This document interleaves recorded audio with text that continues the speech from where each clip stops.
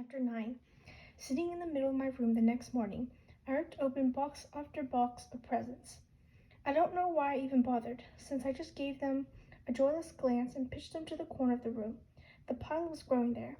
A Polaroid camera, a transistor radio, an elaborate electric train set, and several sealed envelopes containing cash. I knew I'd never spend the money or listen to the radio, and the electric train would never trundle down its tracks in my room. I didn't want any of it. It was all blood money. Baba would have thrown me a party like that if I hadn't won.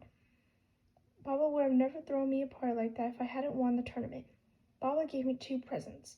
One was sure to become the envy of every kid in the neighborhood, a brand new Schwinn Stingray, the king of all bicycles. Only a handful of kids in all of Kabul owned a Stingray, and now I was one of them. It was high-rise handlebars with black rubber grips and his famous banana seat. The spokes were gold-colored and steel-framed body red, like a candy apple or blood. Any other kid would have hopped on the bike immediately and taken it for a full block skid. I might have done the same a few months ago. "You like it?" Baba said, leaning in the doorway to my room. I gave him a sheepish grin and a quick thank you. I wish I could have mustered more. "We could go for a ride," Baba said. An invitation, but only a half-hearted one. "Maybe later. I'm a little tired," I said. "Sure," Baba said. "Baba?" "Yes." "Thanks for the fireworks," I said.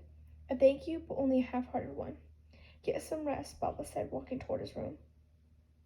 The other present Baba gave me, and he didn't wait around for me to open this one, was a wristwatch. It was a blue face with gold hands in the shape of lightning bolts. I didn't even try it on. I tossed it on the pile of toys in the corner. The only gift I didn't toss on that mound was Rahim Khan's leather-bound notebook. That was the only one that didn't feel like blood money. I sat on the edge of my bed, turned the notebook in my hands, thought about what Rahim Khan had said about Homaira, how his father dismissing her had been for the best in the end. She would have suffered. Like the times Kaka Homayon's projector had got stuck on the same slide, the same image kept flashing in my mind over and over. Hassan, his head downcast, serving drinks to Asef and Wally. Maybe it would be for the best. Lessen his suffering and mine too. Either way, this much had become clear. One of us had to go. Later that afternoon, I took the Schwinn for its first and last spin. I pedaled around the block a couple of times and came back. I rolled up the driveway to the backyard where Hassan and Ollie were cleaning up the mess from last night's party. Paper cups, crumpled napkins, and empty bottles of soda littered the yard. Ollie was folding chairs, setting them along the wall. He saw me and waved. "Salam, Ollie," I said, waving back. He held a finger asking me to wait and walked to his living quarters. A moment later, he emerged with something in his hands. "The opportunity never presented itself last night for Hassan and me to give you this," he said, handing me a box. "It's modest and not worthy of you, America, but we hope you still like it. Happy birthday." A lump was rising in my throat. "Thank you, Ollie," I said. I wish they hadn't bought me anything. I opened the box and found a brand new Shahnama, a hardback with glossy colored illustrations beneath the passages. Here was Faragus gazing at her newborn son, Kai Khosrow. There was Afrasiyab riding his horse, sword drawn, leading his army, and of course, Rostam, inflicting a mortal wound on his son, the warrior Sohrab. "It's beautiful," I said. "Hassan said your copy was old and ragged, and that some of the pages were missing," Ollie said. "All the pictures are hand-drawn, and in this one with pen and ink," he added proudly, eyeing a book neither he nor his son could read.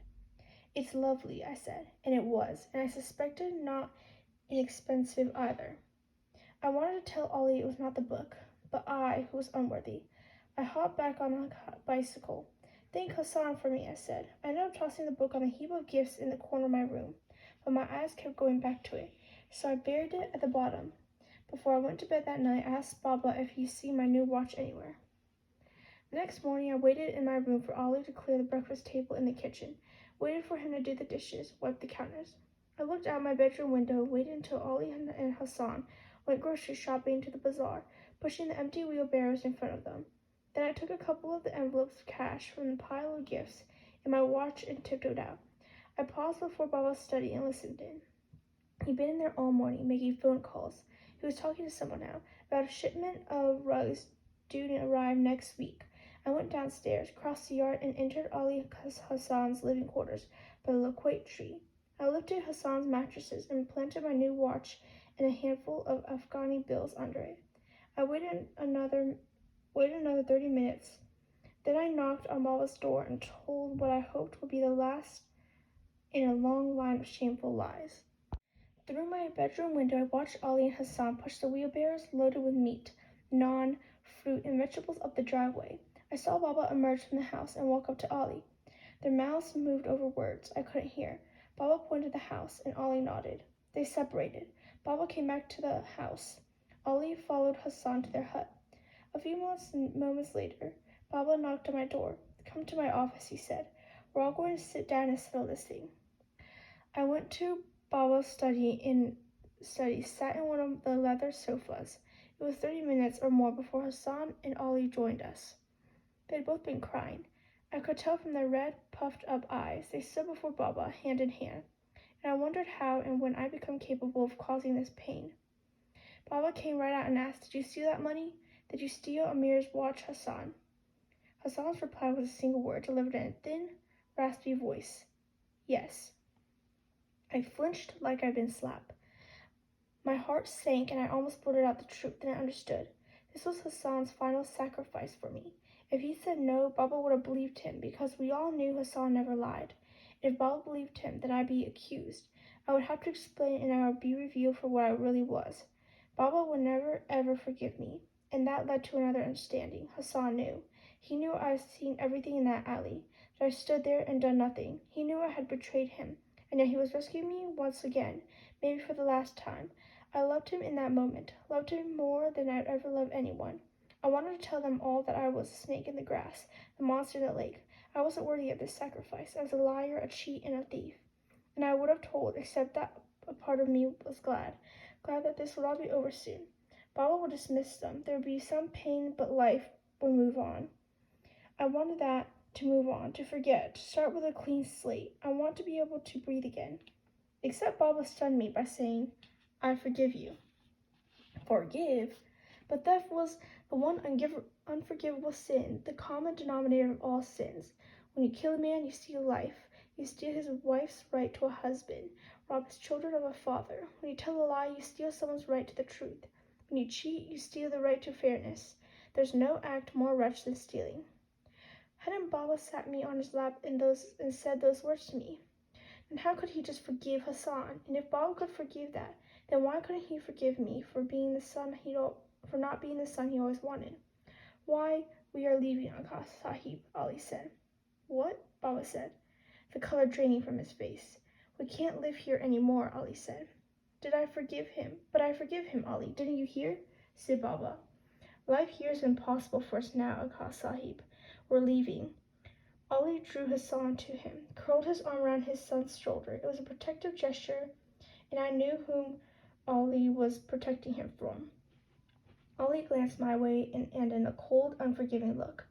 I saw that Hassan had told him. He had told him everything, about what Asef and his friends had done to him, about the kite, about me. Strangely, I was glad that someone knew for who I really was. I was tired of pretending. "I don't care about the money or the watch," Baba said, his arms open, palms up. "I don't understand why you're doing this." "What do you mean, impossible?" "I'm sorry, Akka Sahib, but our bags are already packed. We have made our decision." Baba stood up, a sheen of grief across his face. "Ali, haven't I provided well for you?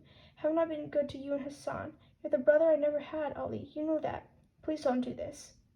"Don't make this even more difficult than it already is, Akka Sahib," Ali said. His mouth twitched, and for a moment I thought I saw a grimace. That was when I understood the depth of the pain I'd caused, the blackness of the grief I had brought onto everyone, that not even Ali's paralyzed face could mask his sorrow. I forced myself to look at Hassan, but his head was downcast. His shoulders slumped. His finger twirled a loose string on the hem of his shirt.